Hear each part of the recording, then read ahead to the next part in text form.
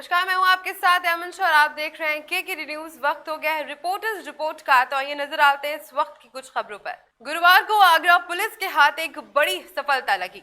देर रात थाना ताजगंज के चौकी तोरा क्षेत्र में पुलिस और बदमाशों के बीच मुठभेड़ हुई, जिसमें पुलिस ने घेराबंदी कर ली। इसके बाद बदमाशों के साथ कई राउंड फायरिंग हुई। मुठभेड़ में एक बदमाश के पैर में गोली लगने से बदमाश घायल हो गया। बदमाश को फौरन एसएन हॉस्पिटल में भर्ती कराया गया। मौके से 2 बदमाश फरार हो गए। बीते दिन ये बदमाश एटीएम की लूट को अंजाम देकर 8,20,000 कैश लेकर फरार हो गए थे। पुलिस ने गैंग के 3 बदमाशों को गिरफ्तार कर लिया है। पुलिस ने बदमाशों से 5 लाख रुपए कैश, अवैध तमंचा, कई कारतूस और एटीएम काटने वाले औजार बरामद किए हैं। गिरोह के 3 सदस्य हरियाणा के रहने वाले हैं और जल्द ही साथी मिलकर बड़ी वारदात को अंजाम भी देने वाले थे। चित्रकूट के भारत मंदिर में चल रही श्रीमद् भगवत कथा का समापन सुदामा चरित्र की कथा के साथ होगा। ये भगवत कथा साकेतवासी संत शत्रुघ्न दास की स्मृति में आयोजित किया जा रहा है। महंत दिव्य जीवन दास ने इस दौरान मीडिया से बात की। 7 दिवसीय भगवत कथा आयोजन में गुरुवार को कस वध की लीला का मंचन किया गया। साथ ही आज यानी शुक्रवार को सुदामा चरित्र के साथ कथा का पूर्ण किया जाएगा। इसके बाद 1 जनवरी को नव वर्ष पर हवन की पूर्णोति होकर भंडारे के साथ इस कथा का समापन भी किया जाएगा। में आज कार्यक्रम क्या भगवान का चरित्र होगा, उसमें कल हम लोगों ने गोवर्धन धारण तक की लीला का श्रवण लाभ प्राप्त किया था। आज की कथा में हम लोग राज प्रसंग है, कंस का वध है और प्रभु की कुछ होली गीत इत्यादि का प्रसंग, होली का भी प्रसंग लिया जाएगा और भगवान का गुरुकुल प्रवेश, उद्धव प्रसंग, भ्रमर गीत और रुक्मिणी मंगल तक की कथा का श्रवण लाभ हम लोग आज प्राप्त करेंगे, श्रवण करेंगे। क्या नाम है आपका?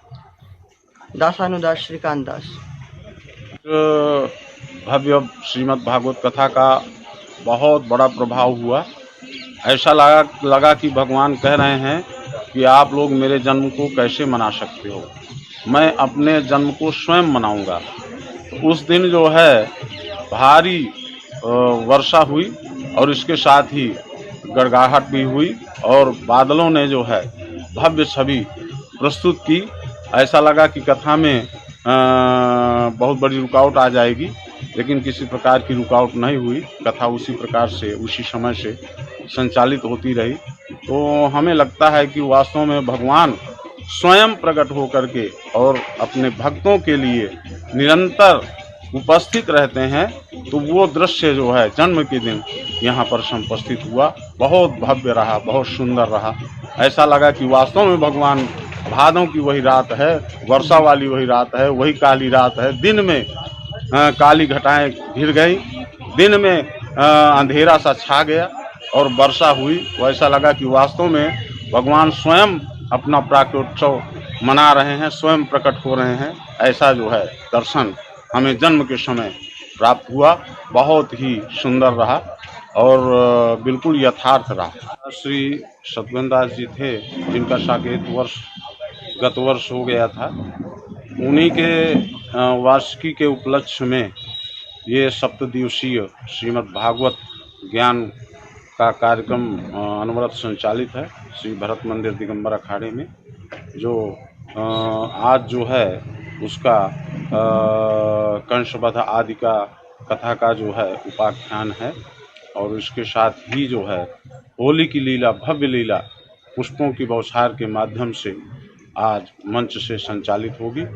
तो भव्य दिव्य कथा का आयोजन चल रहा है और इसके पश्चात कल इसका समापन होगा और परसों 1 तारीख को नववर्ष में भव्य भंडारे का आयोजन होगा, जिसमें सभी लोग श्रद्धालु जनता जनार्दन, भक्तगण, संतगण, महंतगण, महामंडलेश्वर आदि सभी लोग प्रसाद ग्रहण करेंगे भागवत का। और इसी के साथ जो है हवन के साथ इस कार्यक्रम की पूर्णाहुति होगी, पूर्ण होगा, जो बहुत ही सुंदर और माँ मंदाकिनी के पावन तप पर भरत जी के सानिध्य में और गुरुवर के सानिध्य में ये कार्यक्रम संचालित किया जा रहा है। जो बहुत ही सुंदर और उत्तम कथाकार हमारे श्रीकांत जी जो हैं, हमारे अपने ही अंग हैं। इन्हीं के माध्यम से इन्होंने कहा था कि हम अपने दादा गुरु की कथा हम ही करेंगे। तो इस प्रकार से ये इस मंच से इन्होंने जो है आज 6वें दिन की कथा और कल समापन की कथा सुदामा चरित्र आदि, और इसके पश्चात हवन और इसके पश्चात भंडारे का। जीएसटी बढ़ाए जाने के विरोध में गुरुवार को जिला मुख्यालय में राष्ट्रीय जन उद्योग व्यापार संगठन के बैनर तले व्यापारियों ने बैठक की, जिसमें सरकार ने जीएसटी बढ़ाने के निर्णय पर आक्रोश व्यक्त किया। बैठक की अध्यक्षता करते हुए जन उद्योग व्यापार संगठन के कार्यवाहक मंडल अध्यक्ष ने कहा कि भाजपा सरकार नए साल से कपड़ा, फुटवेयर आदि पर जीएसटी बढ़ाने जा रही है। व्यापारी पहले से ही नोटबंदी, लॉकडाउन, कोरोना महामारी की मार झेल चुके हैं। ऐसे में जीएसटी से राहत देने के बजाय सरकार 5% की जगह 12% जीएसटी लगाने को कह रही है। मौके पर व्यापार मंडल के कई लोग मौजूद रहे और जीएसटी बढ़ने को लेकर आक्रोश जताया। महामारी से निकल ही नहीं पाया था कि जो जीएसटी 5% कपड़ों और जूतों में थी वो 12% बढ़ा के कर दिया। इसका व्यापारी लगातार विरोध करता है। अगर सरकार शीघ्र ही इस पर न चेती तो व्यापारी बड़ा आंदोलन करने को विवश होगी। कारण व्यापारी और विशेष तौर पे खुदरा और छोटा व्यापारी पूरी तरह परेशान हो चुका है और वो भुखमरी के कगार में पहुंच चुका है और देश और प्रदेश का लाखों संख्या में व्यापारी आत्महत्या करने को विवश हुआ है। व्यापारियों के ऊपर लगातार समस्याएं बढ़ती जा रही हैं और इस सरकार ने अभी व्यापारी कोविड महामारी से उभर भी नहीं पाया था। चित्रकूट में आए दिन बढ़ रही चोरी की घटनाओं से जनता और पुलिस परेशान थी, लेकिन हाल ही में चित्रकूट पुलिस के हाथ एक बड़ी सफलता लगी। चित्रकूट पुलिस अधीक्षक के निर्देशन में उनकी टीमों ने नवंबर में श्रीजी होटल में हुई चोरी के पूरे माल को बरामद कर लिया है। बता दें कि श्रीजी होटल में शादी समारोह के दौरान जेवरात से भरा बैग किसी अज्ञात चोर ने चोरी कर लिया था। सूचना के बाद से पुलिस मामले की तफ्तीश में जुट गई थी। पुलिस अधीक्षक ने घटना के खुलासे और माल बरामदी के लिए टीम का गठन किया था। गठित टीम ने सीसीटीवी फुटेज और सर्विलांस से 2 चोरों को पकड़ लिया है। मामले की जांच के बाद चोरी का माल पुलिस के हाथ लगा। बरामद हुए जेवरातों की कीमत लगभग 40 लाख रुपए बताई जा रही है। सर, ये जो कभी श्रीजी होटल में कुछ महीने पहले एक चोरी हुई थी जेवरातों की, उसमें किस तरीके से खुलासा किया गया और क्या है पूरा मामला? देखिए, श्रीजी होटल में एक शादी समारोह के अंतर्गत 29 नवंबर को एक बड़ी चोरी की घटना हुई थी, जिसमें करीब 40 लाख रुपए के गहने कुछ चोरों के द्वारा वहां से चोरी कर लिए गए थे। इसमें पुलिस टीम लगातार सक्रिय थी। एसओजी प्रभारी, एसओजी की टीम के साथ, सर्विलांस की टीम के साथ लगातार लगे हुए थे।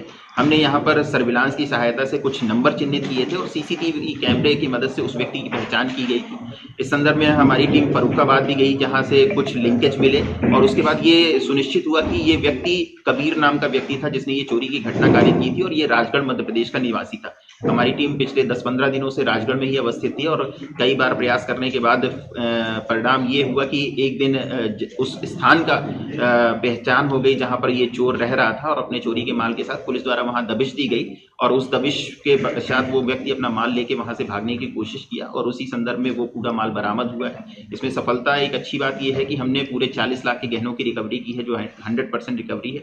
इसके अलावा कबीर की भी गिरफ्तारी हो गई है। उसके जो अन्य साथी हैं उनकी भी तलाश की जा रही है और इसके जो भी आगे पीछे के लिंक हैं उनको देखा पड़ताल किया जा रहा है। उसमें भी पुलिस को शीघ्र सफलता ये बताया जा रहा है कि जनपद हाथरस स्थित आगरा अलीगढ़ नेशनल हाईवे पर गुरुवार को भीषण सड़क हादसा हो गया।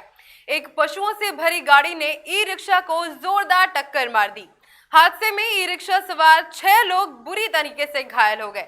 ई रिक्शा को टक्कर मारने के बाद पशुओं से भरी गाड़ी पेड़ से लड़ गई। हादसे में एक युवक की हालत बेहद नाजुक बताई जा रही है। सभी घायलों को एम्बुलेंस की मदद से पुलिस ने जिला अस्पताल में भर्ती करा दिया है। जिसके नाजुक हालत में युवक को डॉक्टरों ने अलीगढ़ रेफर कर दिया गया है। बाकी घायल उपचार करवा रहे हैं। क्या नाम है आपका? नितिन जी, क्या हुआ है? कितने लोग घायल हुए हैं? कैसे? 6 घायल हुए हैं और गाड़ी जा रही थी, हमारे ट्रक वाला तेज जा रहा था, उससे लग के पहिया टूट गया उसका। अच्छा, तो कहाँ आप घर पे थे? कहाँ पे थे? घर में घुसी है गाड़ी? कैसे क्या है? घर में घुसी है उनकी गाड़ी। अच्छा, मैं टक्कर मार। अच्छा, आप में पहले टक्कर मारी है? हाँ, जब से आप किसी वाहन पे थे? हम अपने वो जना गाड़ी होती है मोटरसाइकिल की, टिर्री बना लेते हैं वो वाली। अच्छा, टिर्री पे थे आप? आप कितने लोग थे उसमें? उसमें थे 8 जने थे। 8 जने थे। ठीक, तो सभी लोग घायल हुए हैं? सब नहीं, मैं सिर्फ बचाऊँ, मैं और मेरी लड़की। क्या नाम है आपका? ये एक्सीडेंट हुआ है, कैसे हुआ है? गाड़ी आई ना, इधर से गाड़ी गई है, तब गाड़ी कहाँ गई है, वहाँ में टक्कर आ गई है, तब गई अंदर। अच्छा, आप किसी वाहन में थी? हाँ, वहाँ में हम दिल्ली से है गाड़ी। कितने लोग सवार थे उसमें? वहाँ में 8 आदमी है। 8 लोग थे, तो सभी लोग घायल हुए? सब ये थोड़े का सवाई चले गए। कहाँ जा रहे थे आप? अपने गाँव जा रहे थे। कहाँ से आए थे? यहीं से जा रहे हाथ से। गाँव कौन सा? सरकार। तो अभी एम्बुलेंस से आपको जिला अस्पताल लेके आए? कहाँ लेके आए हैं? जिला अस्पताल में उपचार चल रहा है, इलाज जारी है। राजस्थान के जालौर में श्री हरजी जैन संघ ने 5 दिवसीय स्नेह सम्मेलन का आयोजन किया। महोत्सव में मंदिर को लाइट्स और फूलों से सजावट की गई, साथ ही पंडाल को भी सजाया गया। गांव हरजी में साध्वी समुदाय ने जयकारे के साथ मंगल प्रवेश कर महोत्सव का आगाज किया। इस महोत्सव के दौरान कई धार्मिक कार्यक्रमों का भी आयोजन किया जाएगा। जिले में एक बार फिर कोरोना ने बढ़ते आंकड़ों से लोगों को डराना शुरू कर दिया है। पिछले 4 दिनों में रायगढ़ जिला कोविड संक्रमितों की संख्या में टॉप पर रहा है। लॉकडाउन का डर छोटे व्यापारियों की चिंताएं बढ़ाने लगा है। दूसरी तरफ जिला प्रशासन कोविड खतरों की तरफ पीठ करके बैठा हुआ है। इस दौरान छोटे व्यापारियों और समाज सेवियों ने मीडिया से अपनी समस्याएं बताई और जिला प्रशासन से सचेत होने की मांग की है।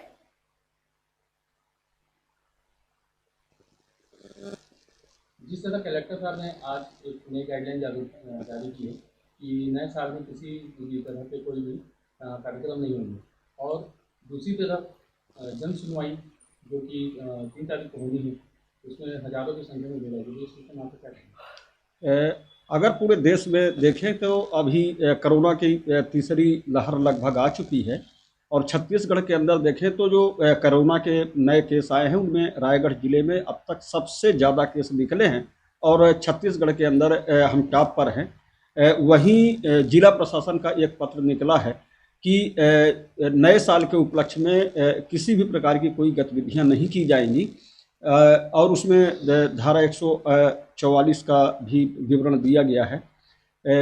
और सबसे बड़ी बात यह है कि एक तरफ जिला प्रशासन इस तरीके के सामाजिक जो उत्सव हैं नए साल में उसमें प्रतिबंध लगा रहा है, और दूसरी तरफ देखें तो अभी 5 जनवरी को एक जन सुनवाई हो रही है जिसमें लगभग 30 से 40 गाँव के 10,000 से ज़्यादा जो प्रभावित लोग हैं वो अपनी बात कहने आएंगे।